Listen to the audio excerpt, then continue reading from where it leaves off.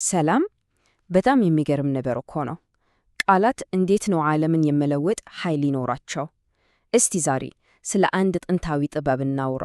ይኸውም የስብከት ጥበብ ወይም በሌላ ስሙ ሆሚሌቲክስ ይባላል።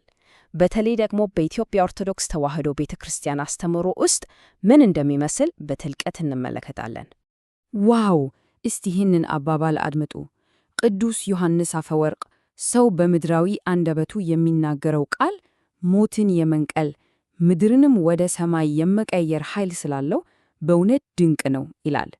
ይህ ማለት እኮ ቃላት ዝም ብለው አየር ላይ የሚቀሉ አይደሉም፣ ሞትን እስከ ማስወገድ ይደርሳሉ ነው ሚለን። የስብከት ጥበብ መሠረቱና ኃይሉም በትክክል ይሄ ነው። እሺ፣ ቅድም ሆሚሌቲክስ ብለናል አይደል? በስሙ ብዙ ሰው ሊያውቀው ይችላል። ግን በትክክል ምንድን ነው? ብዙ ጊዜ ስብከት ስንል እንዲሁ በተፈጥሮ የሚገኝ የንግግር ችሎታ ብቻ ይመስለናል። ግን በፍጹም ነገሩ ከዛ የጠለቀ ነው። ሆሚሌቲክስ ጥበብም ነው፣ በሌላ በኩል ደግሞ ሳይንስም ነው። አያችሁ፣ ልዩ የሚያደርገው ይሄ ሁለት አይነት ባህሪው ነው። በአንድ በኩል ስናየው ጥበብ ነው። ጥበብ ስንል ክህሎት ይጠየቃል።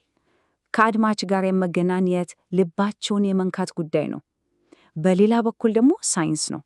ሳይንስ ነው ስንል ደግሞ ዝም ብሎ በደመነፍስ የሚደረግ ነገር አይደለም። የራሱ ሕግ አለው፣ ስርዓት አለው። ልክ እንደ ማንኛውም የትምህርት ዘርፍ ጥናት የሚፈልግ ነገር ነው። እንግዲያው በቃ ሆሚሌቲክስ ማለት በአጭሩ ይሄ ነው። የስብከት ጥበብ እና ሳይንስ ከዝግጅቱ ጀምሮ አወቃቀሩን አልፎ እስከ አቀራረቡ ድረስ ያለውን ነገር ሁሉም ያጠቃልል ትልቅ ጽንሰ ሐሳብ ነው። እሺ፣ እስካሁን ያየነው አጠቃላይ ሐሳቡን ነው። አሁን ደግሞ እስቲ ወደ ኦርቶዶክሳዊ ትውፊት እንምጣ። እዚህ ጋር ነገሩ ትንሽ ለየት ይላል። በኦርቶዶክስ እምነት ስብከት ማለት እንዲሁ መረጃ ማቀበል ወይም ንግግር ማድረግ ብቻ አይደለም፣ ከዛ የላቀ ነገር ነው። አንድን ስብከት ወደ አምልኮ ደረጃ ከፍ የሚያደርጉት የራሱ የሆኑ መሠረታዊ ባህሪያት አሉት። ታዲያ ይሄ ከንግግር በላይ ነው ስንል የመጨረሻ ግቡ ምንድን ነው? ዋናው ዓላማው ዕውቀት ማካፈል ብቻ ሳይሆን ቴዎሲስ የሚባለውን ነገር ማምጣት ነው። ቴዎሲስ ማለት አንድ ሰው ወደ እግዚአብሔር የቀረበ ከመለኮታዊ ባህሪው ተካፋይ እንዲሆን መርዳት ማለት ነው። በቃ ስብከቱ የእግዚአብሔርን ቃል በማብራራት እና ሰዎች በሕይወታቸው ላይ እንዲተገብሩት በማነሳሳት ወደዚህ ግብ ያደርሳል ማለት ነው። ይህን ግብ ለማሳካት ደግሞ ስብከቱ የሚቆሙባቸው ምሰሶች አሉ። ለምሳሌ ቤተ ክርስቲያናዊ መሆን አለበት። ይህ ማለት ከግል አስተያየት የጸዳ የቤተ ክርስቲያንን አጠቃላይ ትምህርት የሚያንጸባርቅ መሆን አለበት ማለት ነው። ሌላው ከቅዱሳት ምስጢራት ጋር የተቆራኘ ነው። ከሥላሴ አስተምህሮ ጋር የተሳሰረ ነው። እነዚህና ሌሎችም ምሰሶች በሙሉ ተደምሮ ነው ስብከቱን ያን ጥልቅ ስነ መለኮታዊ ትርጉም እንዲኖረው የሚያደርጉት። እሺ፣ የዚህ ትውፊት ታሪካዊ ዳራውስ በጣም ጥንታዊ ነው። መነሻው በ33 ዓመት በበዓለ ሐምሳ ነው መንፈስ ቅዱስ በሐዋርያት ላይ ሲወርድ። ከዚያም በ625 ዓመት የኒቅያ ጉባኤ ላይ የዶግማ መሠረት ተጣለለት።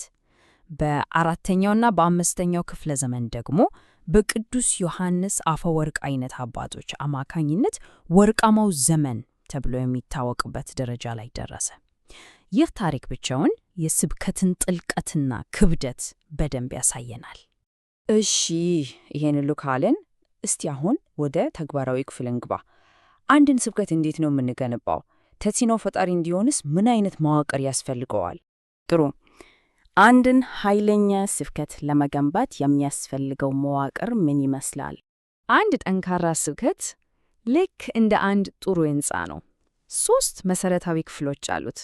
አንደኛ መግቢያ፣ ይህ መሠረቱ ነው፣ የአድማጭን ትኩረት የሚይዝበት።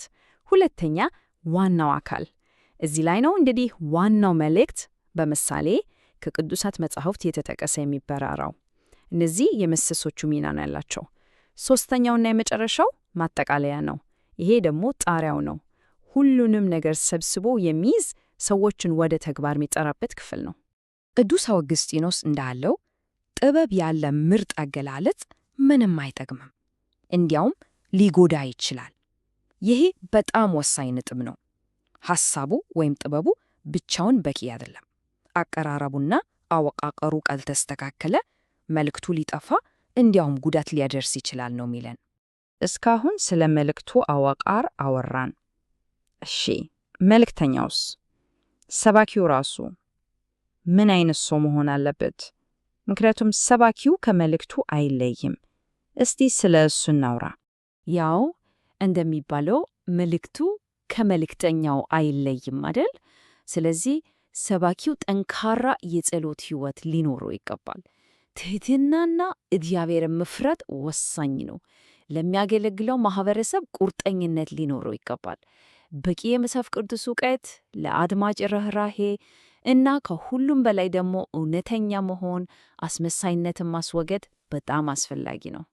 መልእክቱ የሚተላለፈው በቃላት ብቻም አይደለም። አቀራረቡ ራሱ ትልቅ ሚና ይጫወታል። የሰባኪው አካላዊ እንቅስቃሴ፣ የእጅ ምልክቶቹ፣ የአይን እይታው፣ የድምፁ አጠቃቀም፣ ይህ ሁሉ የስብከቱ ጥበብ አካል ነው። ቃላት ሳይሆኑ በራሳቸው የሚናገሩ ነገሮች ናቸው።